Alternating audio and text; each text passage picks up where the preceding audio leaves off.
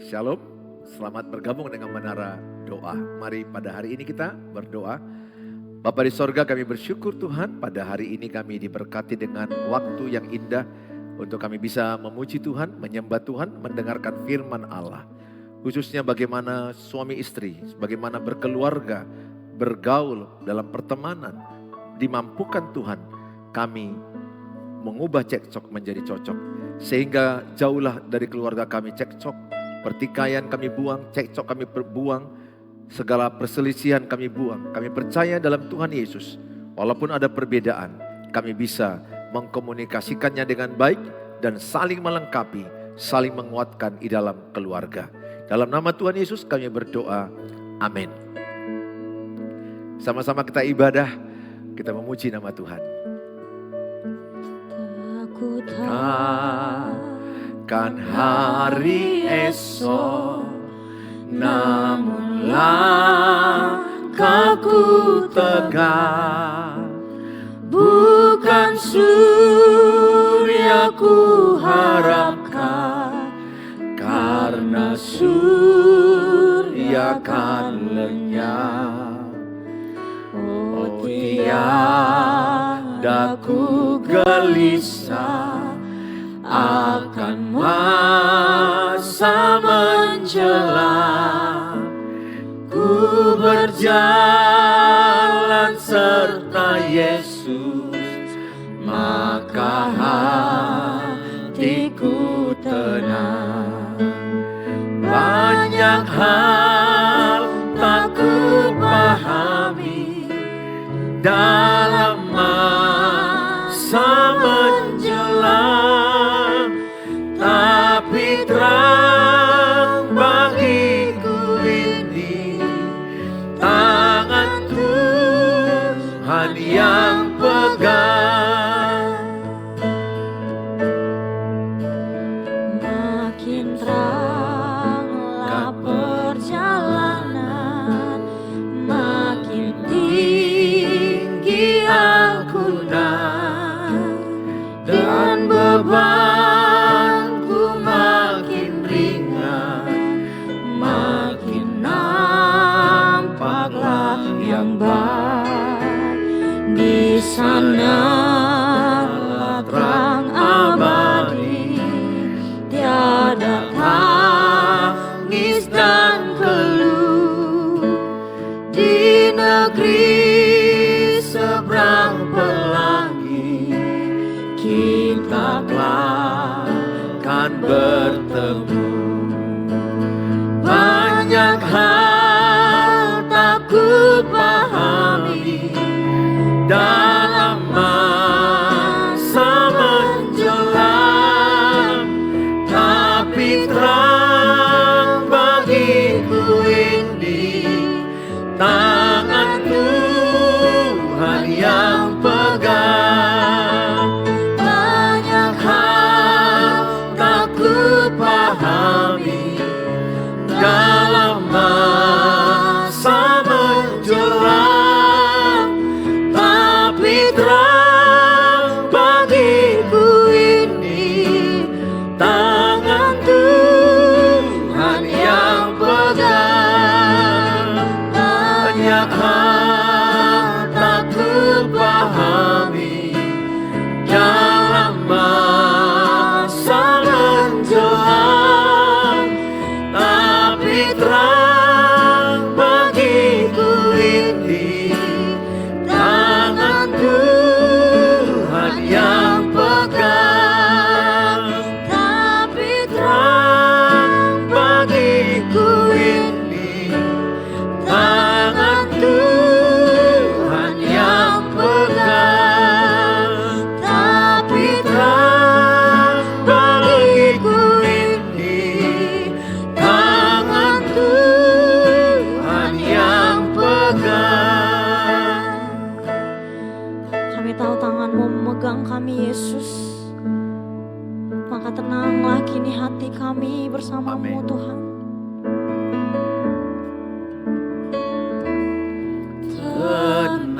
Tenanglah kini hatiku, Tuhan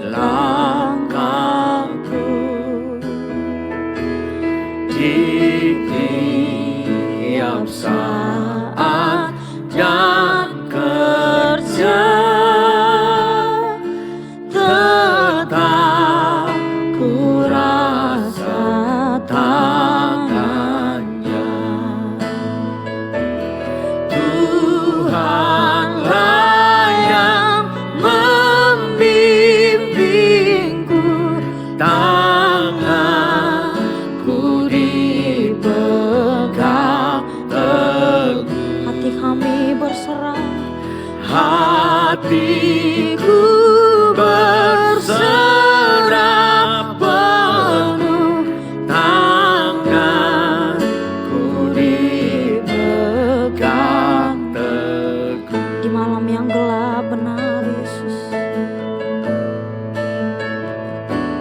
di malam yang gelap di taman indah, di taman indah dan segar, di taman dan di laut tenang, tetap tanganku dipegang. Tuhan yang membimbing, Tuhanlah yang membimbingku, tanganku dipegang teguh. Hatiku berserah penuh, tanganku dipegang. Tuhanlah yang bimbing, Tuhanlah yang membimbingku, tanganku dipegang teguh.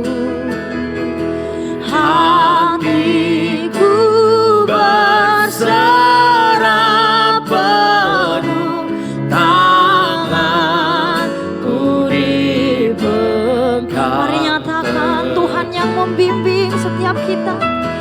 Tuhanlah yang membimbingku, tanganku dipegang teguh. Hatiku berserah penuh, tanganku dipegang teguh. Tanganku dipegang teguh. Tanganku dipegang teguh. Mari kita sembah Tuhan. Tuhan yang bimbing, Engkaulah yang membimbing kami. Engkaulah yang menuntun kami. Hati kami bagimu. Kami berserah, kami berserah kepadamu Tuhan. Kami serahkan hidup kami Tuhan. Kami serahkan tujuan hidup kami. Kami berserah, berserah pada kehendak-Mu.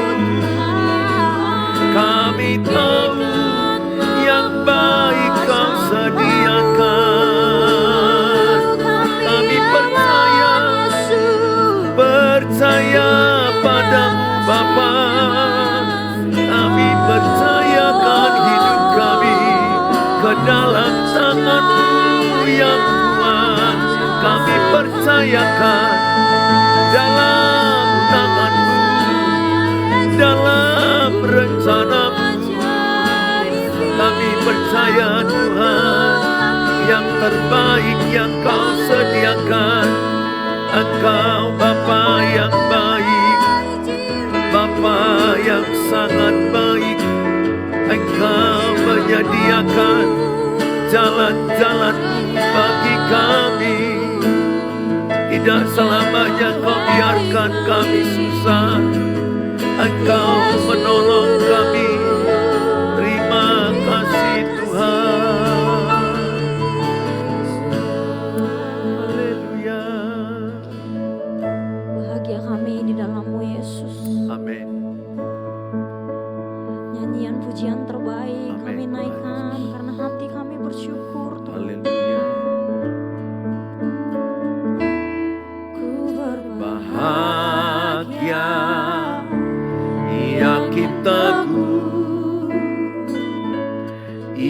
Yesus abadi, kepunyaanku. Aku warisnya, ku ditebus, ciptaan baru, Roh Kudus. Kami berbahagia, yakin teguh Yesus. Ku Berbahagia, yakin teguh, Yesus abadi, kepunyaanku. Aku warisnya, ku ditebus, ciptaan baru, Roh Kudus. Di setiap nyanyian kami Tuhan, Aku bernyanyi bahagia, memuji Yesus selamanya. Aku bernyanyi bahagia, memuji Yesus selamanya. Aku bernyanyi bahagia, memuji Yesus selamanya. Aku bernyanyi bahagia, memuji Yesus selamanya. nyanyikan nyanyian terbaik bagi Yesus. Aku bernyanyi bahagia, Pujimu, memuji Yesus selamanya. Aku bernyanyi bahagia, pujimu, memuji Yesus selamanya. pujimu, Memuji Yesus selamanya.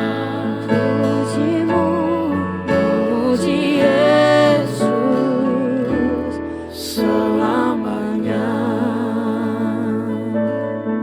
Mari kita berdoa. Bapa di sorga, dalam nama Tuhan Yesus, kami mau dengarkan firman Allah. Berbicaralah oleh kuasa Roh Kudus. Dalam Tuhan Yesus, setiap kami diberkati, dipulihkan pernikahan kami, dipulihkan keluarga kami. Kami sadar tidak ada keluarga yang sempurna. Semuanya kami sedang diproses Tuhan. Di dalam nama Tuhan Yesus kami berdoa. Amin. Shalom Bapak Ibu, hari ini kita masuk kepada yang kedua, mengubah cekcok menjadi cocok. Di babak yang kedua ya, kita belajar hari ini. Saya percaya di yang lalu kita sudah pelajari bahwa untuk mengubah cekcok menjadi cocok, yang pertama itu adalah kenali akar masalahnya. Bukan menyalahkan pasangan. Jangan mau menyalahkan pasangan. Setiap orang yang suaranya kuat, nadanya tinggi, menyerang, itu ada akarnya. Sama kayak lalang, akarnya harus dicabut. Kalau akarnya dicabut, lalangnya baru mati. Nah demikian juga kenapa anak-anakmu berteriak, marah, banting pintu, kata kotor, kasar. Itu ada akarnya. Ada ceritanya kenapa dia seperti itu. Salah satu bisa karena inner child, masa kecilnya terluka. Masa kecilnya terluka, dia nggak berdamai. Dia tidak mengampuni orang yang menyakiti dia masa kecilnya. Katakanlah itu orang tuanya, abangnya, kakaknya, orang lain yang dekat dengan dia. Apapun yang menyakitimu masa lalumu, selesaikanlah itu dengan mengampuni. Berdamailah dengan masa lalumu, karena kalau diri kita tidak mengampuni, yang rugi itu diri kita. Kalau saya tidak menyelesaikan rasa sakit yang ada di hatiku, katakanlah perkataan istriku atau perkataan anak-anakku atau orang tua saya atau yang orang lain, kalau rasa sakit itu kupendam, maka itu akan berakibat menjadi dendam dan berakibat bisa merencanakan kejahatan. Atau sebaliknya, rasa sakit hati itu muncul menjadi akar pahit dan lama-lama saya frustrasi dan bunuh diri. Makanya banyak orang bunuh diri karena dia tidak menyelesaikan akar masalahnya, kenapa dia menjadi orang pendiam, menjadi orang pendendam, kenapa dia menjadi pemarah. Semua itu nggak terjadi seketika, multidimensi faktor. Banyak sisi yang membuat seseorang itu kenapa jadi temperamen, pemarah, pendiam, pemurung. Itu semuanya ada cerita masa lalunya. Tapi percayalah Tuhan Yesus ahlinya menyelesaikan masa lalu yang buruk menjadi masa depan yang bahagia. Dalam Kristus kita bisa dipulihkan. Dalam Kristus semua ada solusi. Makanya ketika ada persoalan suami istri, pesan saya atau orang tua kepada anak-anak atau antar anak-anak, jangan cepat menyalahkan orang. Coba kita berdoa, ambil waktu, minta Roh Kudus menuntun kita dan kita menahan pembicaraan kita seperti Alkitab Yakobus 1 ayat 19, lambat berkata-kata, lambat marah, tapi banyak mendengar, cepat mendengar. Sehingga kita memahami apa penyebab makanya ada persoalan. Apa akarnya? Dengan cara kita mendengar dan kita membawa dalam doa, Roh Kudus menuntun kita. Ini akar masalahnya. Mungkin bisa aja akar masalahnya adalah dia keletihan kemarin, makanya dia langsung marah. Dia lagi stres, lagi banyak pikirannya, dia lagi sensi, baper. Maka dia langsung reaktif. Saya mengamati saya dengan istri. Kenapa istriku kadang-kadang bisa meledak emosinya? Saya belajar, saya amati, oh iya dia lagi banyak pikiran, dia lagi banyak tekanan, lagi banyak hal yang harus dikejar, deadline, target-target kerja yang tidak siap. Persoalan hidup ini kan banyak. Nah akhirnya kita memahami, oh istriku lagi keletihan. Kalau dia keletihan, maka saya harus sabar. Jangan menyampaikan langsung apa yang ku mau. Saya pernah langsung, dia lagi keletihan, banyak hal yang dipikirkan. Ya udah ibarat api jumpa bensin. Demikian juga dia ke saya. Saya lagi banyak persoalan, dia menyampaikan sesuatu, saya juga meledak. Jadi buatlah kebodohan, kesalahan masa lalu menjadi pembelajaran. Yang sedihnya adalah ada pasangan yang udah bertengkar 10 tahun, tapi kedepannya juga terus bertengkar. Ini yang saya sedihkan.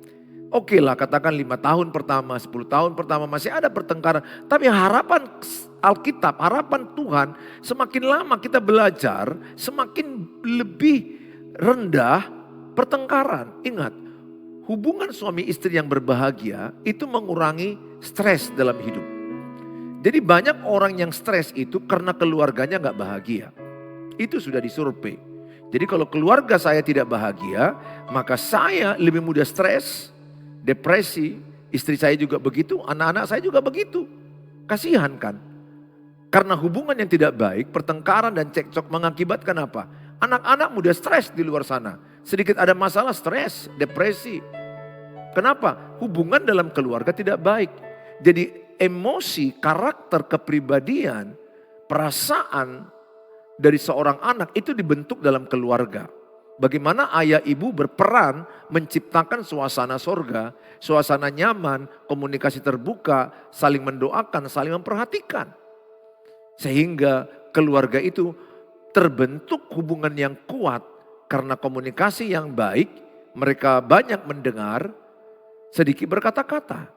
Sehingga kalau hubungan mereka baik, maka keluar pun dia akan mudah membawa hubungan di pekerjaannya. Dia menjadi pribadi yang menyenangkan, pribadi yang membawa kebahagiaan di kantor, di luar. Tapi kalau anak banyak kepahitan dari rumah, maka dia akan membawa pahitnya ke pekerjaan. Di sana dia bertengkar, di sana dia kecewa. Pergi dibawanya ke sekolahnya, ke kampusnya, di sana juga dia ada masalah. Masalah itu bukan dari luar, masalah itu dari dalam diri kita. Ingat Bapak Ibu. Jadi akar masalah bukan apa kata orang kepada kita. Akar masalah bagaimana kita meresponi apa kata orang tentang kita. Kalau orang yang sudah pulih hatinya dia gak peduli apa kata orang. Orang puji, puji Tuhan, orang gak puji, puji Tuhan. Kita menjadi orang yang tidak butuh dipuji orang. Saya begitu prinsip saya.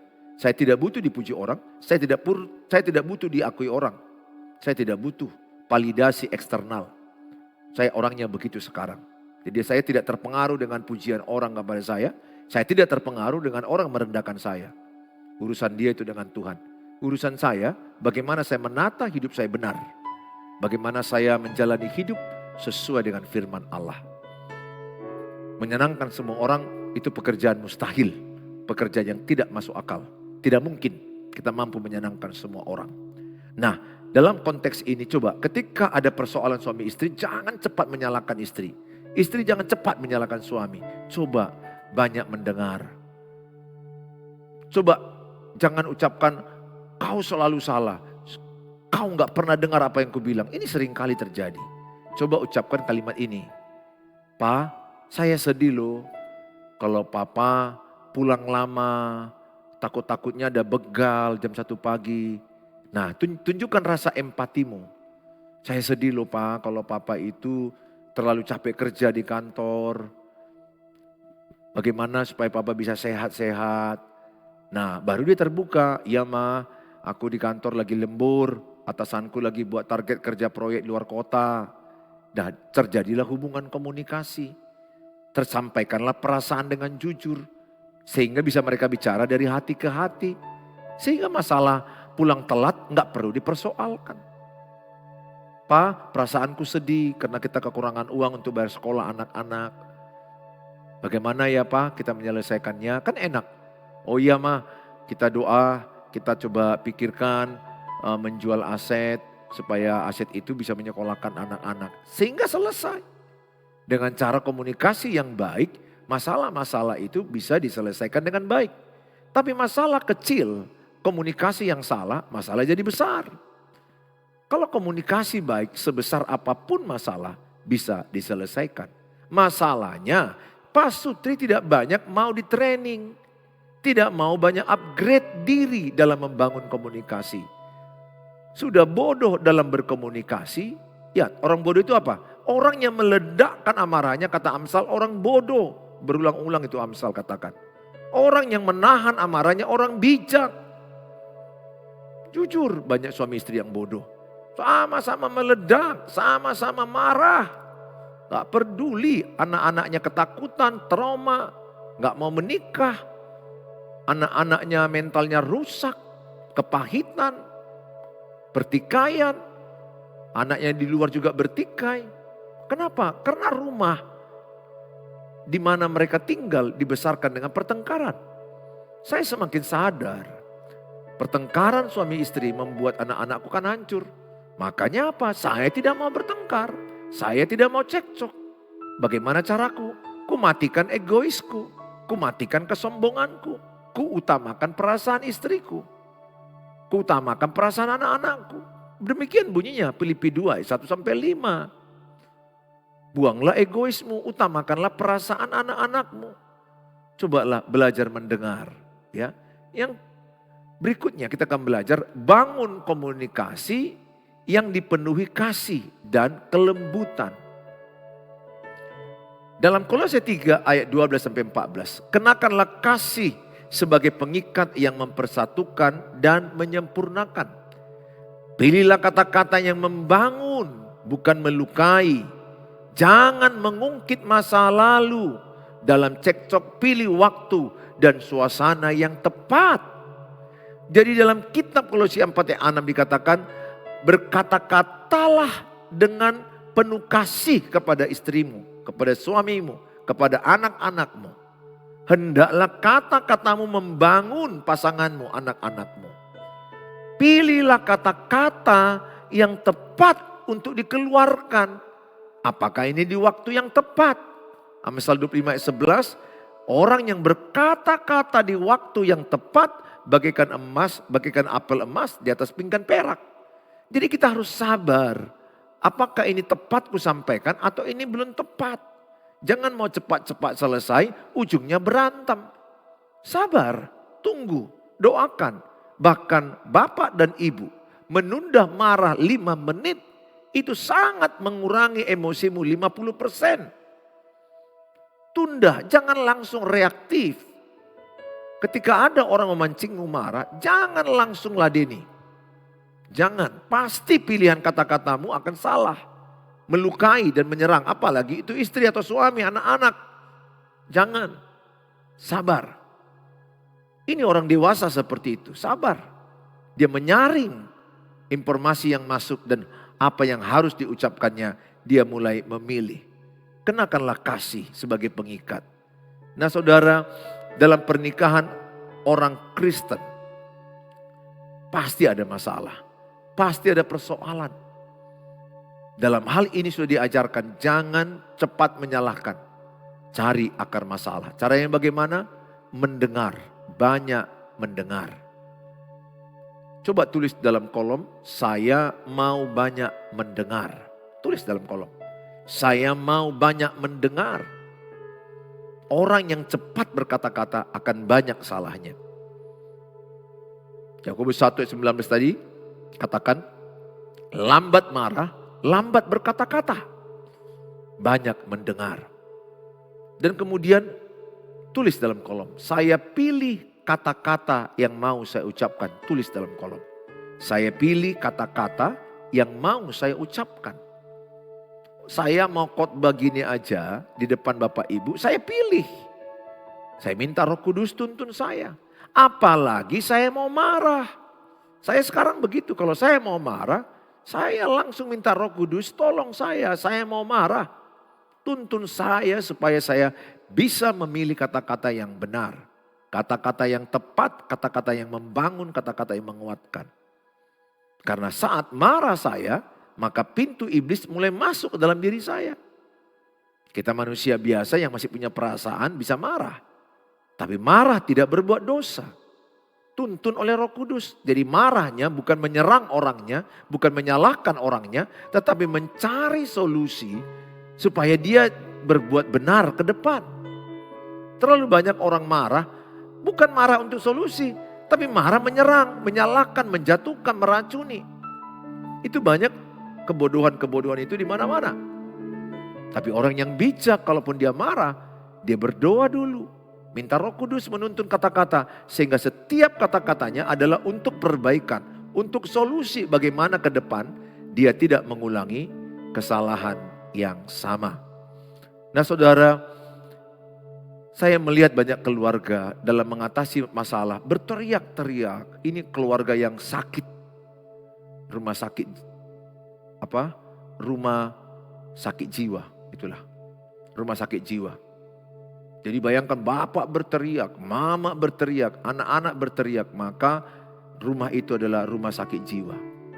Sakit jiwa itu. Ingat, orang yang marah-marah itu sakit jiwa. Marah sesekali itu normal.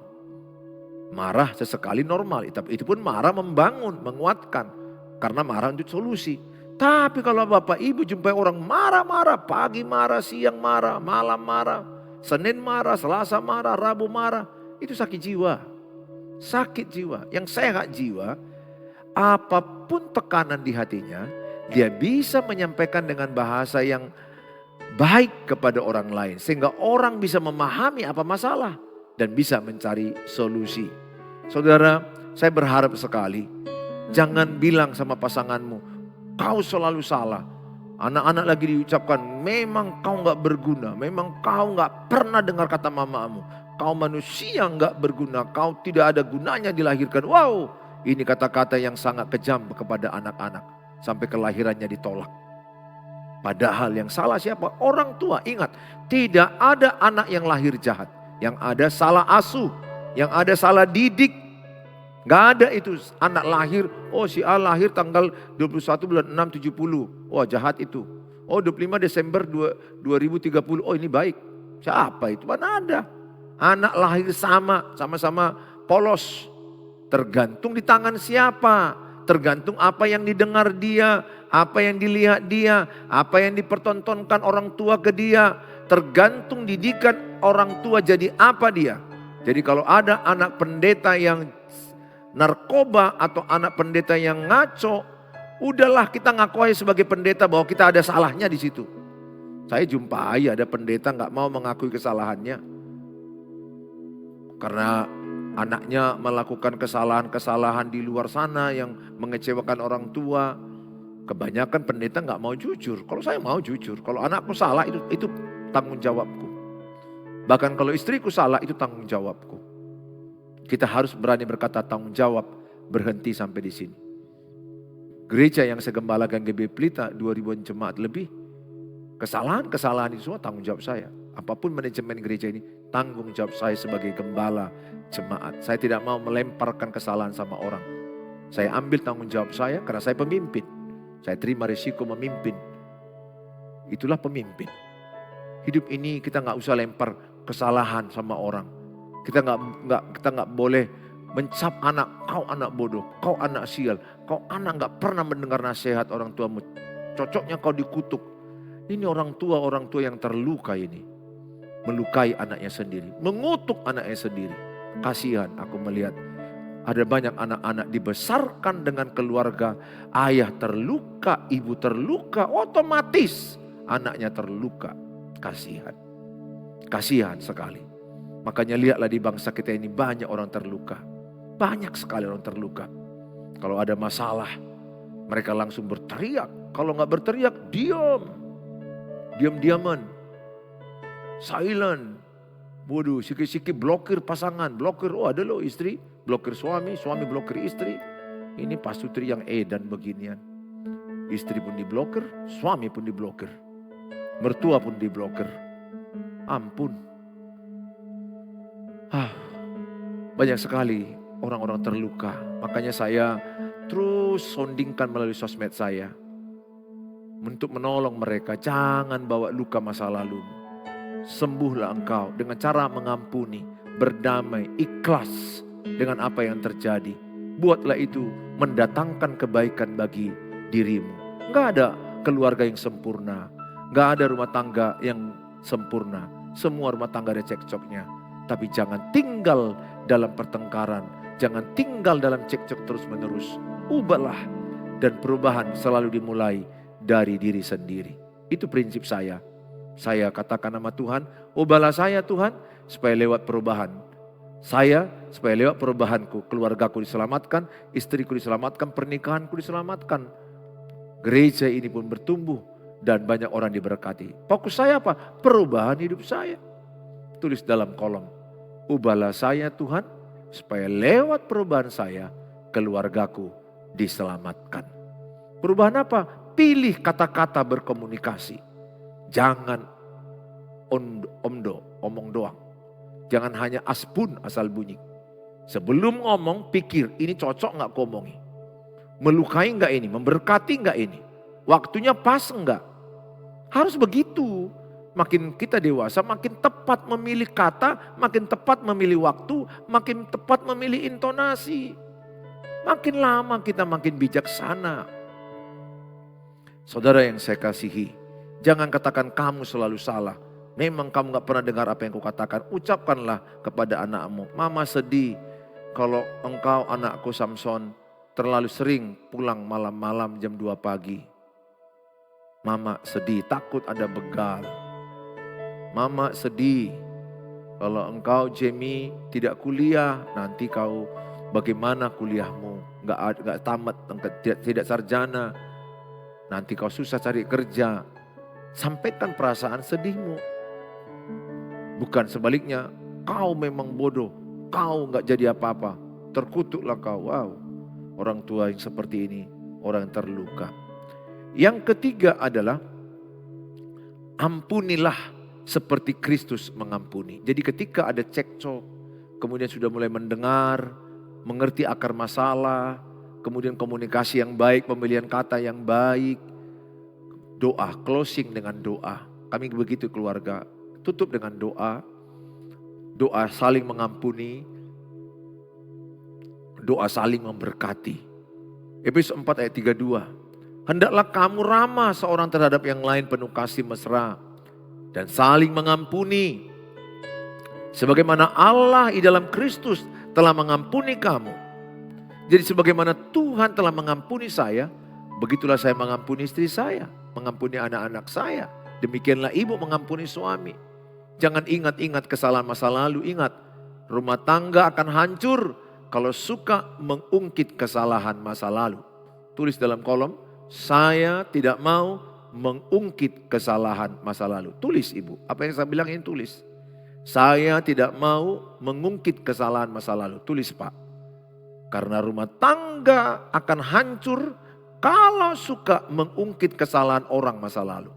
Gak ada orang suka diingat-ingatkan kesalahannya. Gak ada. Yesus itu sifat dan kebenaran Alkitab. Dia berkata, aku melupakan kesalahan masa lalu. Dan aku mengingatkan masa depanmu yang penuh harapan. Masa depan damai sejahtera. Tuhan Yesus memberkati kita semua. Mari kita berdoa. Bapa di sorga, dalam nama Tuhan Yesus, biarlah firman yang sudah kami terima pada hari ini memberkati kami semuanya. Membangun komunikasi yang baik dalam berkeluarga. Kami tidak mau cepat menyalahkan pasangan kami, tapi kami mau banyak mendengar. Kami mau memahami akar masalah sehingga tidak timbul persoalan ke depannya. Kami juga mau Tuhan untuk memilih kata-kata yang tepat kepada pasangan, kepada anak-anak, sehingga kata-kata kami memberkati, membangunkan, menguatkan. Kami juga mau ya Tuhan mengampuni pasangan kami, anak-anak kami, sebagaimana Kristus telah mengampuni kami.